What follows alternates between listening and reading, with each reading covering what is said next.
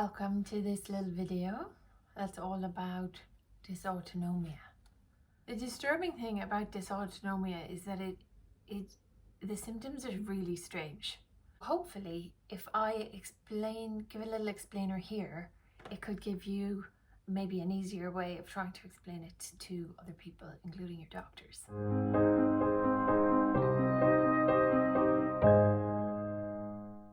There could be differences for you, obviously, because one of the weird things about this condition is it seems to affect different people in different ways, but hopefully there will be some similarities, or at least it's kind of in the same, ballpark. First out of the gate, should probably just cover off what the autonomic system is. Includes stuff like respiratory system, so the way that our lungs operate and breathing, stuff like circulation, your heart pumping blood around your body, your blood pressure, the way that your veins and arteries work. And digestion is another one that's included in the autonomic system. There are quite a few. I won't list them all, but in my kind of way of thinking of it is everything that's going on in the background that we don't have conscious control over. Like, you don't say to your lower intestine, oh, could you digest that a little bit more quickly, please?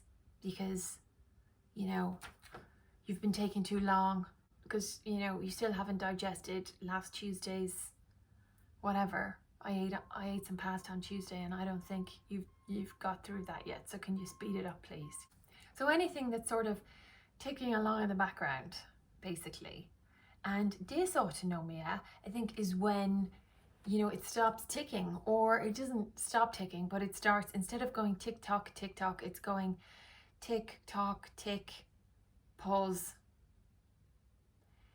And then maybe there's like also a tick tock, and it starts going like boodly boo instead of tick tock, Or if you're like me and you're Irish, it starts going tick tock, diddly eye, or something like that. So what does it feel like? I'm going to describe this. Yeah, the symptoms are so weird. Like, you may feel like you may feel basically, what is happening? This is really bad.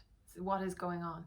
So that's why I'm describing it really. I hope that by hearing it in this video, you could be like, oh, yeah, that's what that is. So for me, might be slightly different for you, obviously, but for me, it starts with a wave of sort of quite revolting feeling, almost like a nausea or seasickness type thing.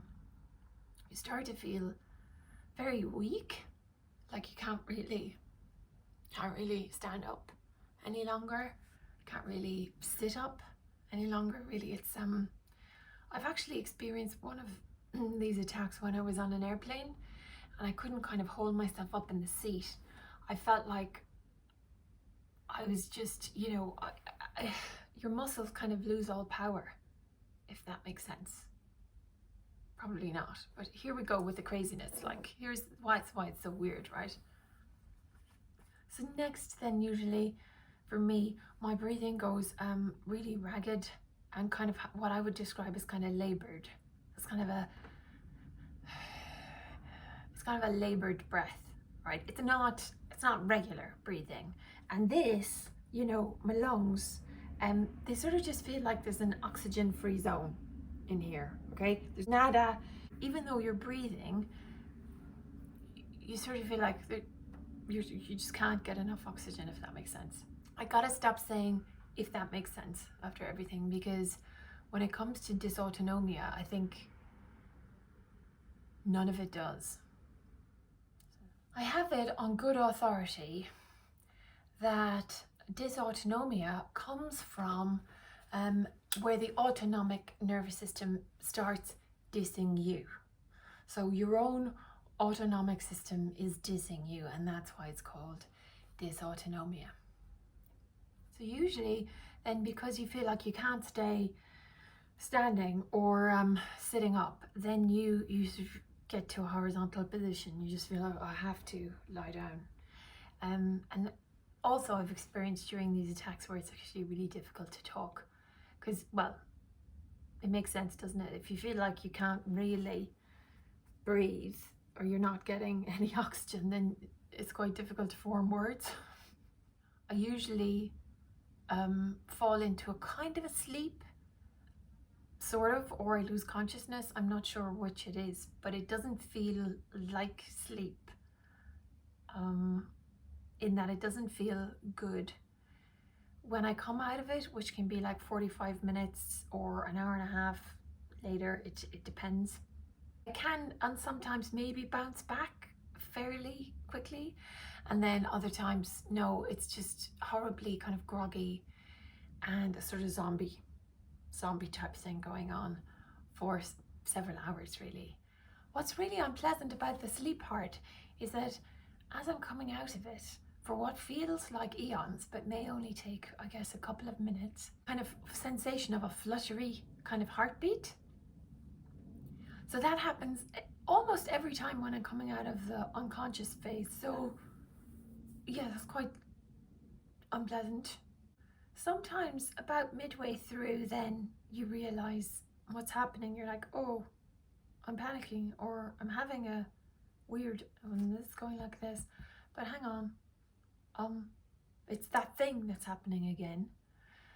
It doesn't necessarily help very much because you're still caught up in the panic, but at least then what I usually try to do is well, have that realization really is like the best you can do, and then if I can, I try to start, as I'm waking up, I sort of start a breathing exercise to try to calm down. Having all this on a daily basis is pretty unpleasant and debilitating, and what's really, really tiring, I think, is the feeling of just general kind of illness and sickness, like a horrible bad cold where you can't get out of bed and you're, oh, you know, you feel like your insides are, it's super gross, the whole thing, really super gross. I explained the sort of fluttery, panicky bits to a doctor before, and he was like, yeah, it sounds like your system, part of your system needs you to rest, and part of your system is trying to wake you up, and it doesn't know. You know, part of your system is trying to come back online, and it's going, wake up, wake up, wake up. And the other part is saying, no, you should rest because you're exhausted. So that was his explanation. I don't think he was like by any means an expert in dysautonomia or anything like that, but I think it's a pretty sensible way of thinking about it, really. The bad news is the doctors don't know what causes it. They have some theories. They have theories such as, you know, it can be a post-viral thing. It can be as a result of having an accident, major kind of illness, or also they think, you know, there could be genetic indicators for it possibly. Yeah, it's one of those ones that has the doctors stumped. Now you know what it is. Hopefully it takes some of the scariness out of it a little bit for you.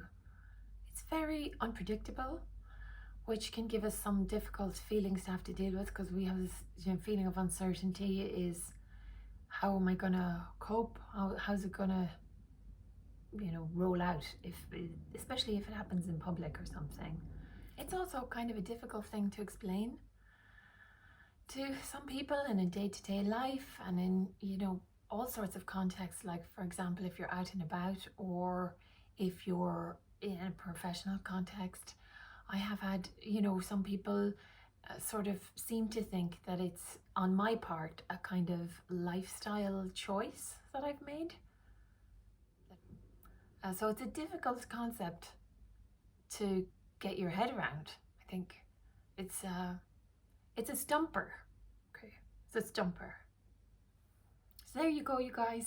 This is just a little explanatory video about what a dysautonomia attack can feel like, just to let you know that there are other people out there like you. There's a really great charity called Dysautonomia International. Their website is a bit old school, but it has some very good material on it. That's it for now. I hope that this has been helpful for you. If you did like this video, maybe subscribe, or if you press the like button. I hope that in the meantime, if you can find the time to take it easy and go gently on yourself, whatever you do. And I hope to see you on the next one.